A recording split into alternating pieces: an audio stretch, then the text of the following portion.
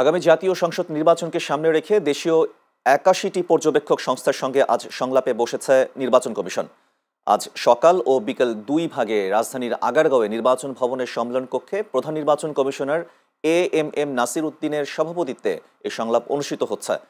এদিকে প্রথম দফায় ৪০ পর্যবেক্ষক সংস্থার সাথে মতবিনিময়ে অতীতের সব ভুল ত্রুটি সংশোধন করে জাতিকে একটি সুন্দর ও গ্রহণযোগ্য নির্বাচন উপহার দিতে নির্বাচন পর্যবেক্ষক প্রতিনিধিদের সহযোগিতা চেয়েছেন প্রধান নির্বাচন commissioner AMM Nasir Uddin.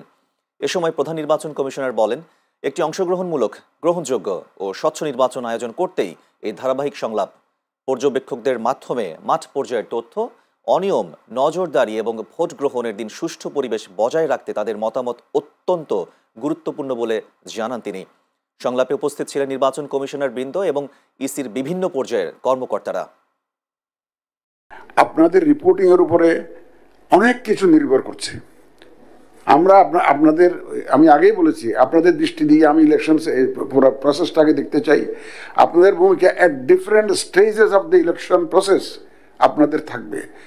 Pre polling environment, এখন ক্যাম্পেইনের সময় কীরকম চলছে, ফর এক্সাম্পল ভোটের দিন কীরকম চলছে, কেন্দ্র ম্যানেজমেন্টটা কীরকম, আমার প্রিসাইডিং অফিসার কীরকম দায়িত্ব পালন করছে, আমার পুলিং অফিসাররা ঠিক মতো কাজ করছে কিনা, ভোটের বাক্স নিয়ে কোনো টানাটানি হচ্ছে কিনা, আমাদের ভোটারদের কোনো আসতে কোনো বাধা দেওয়া হচ্ছে কিনা, ইত্যাদি ইত্যাদি ইত্যাদি সম্পর্কে আপনারা আমাদেরকে রিপোর্ট দিবেন।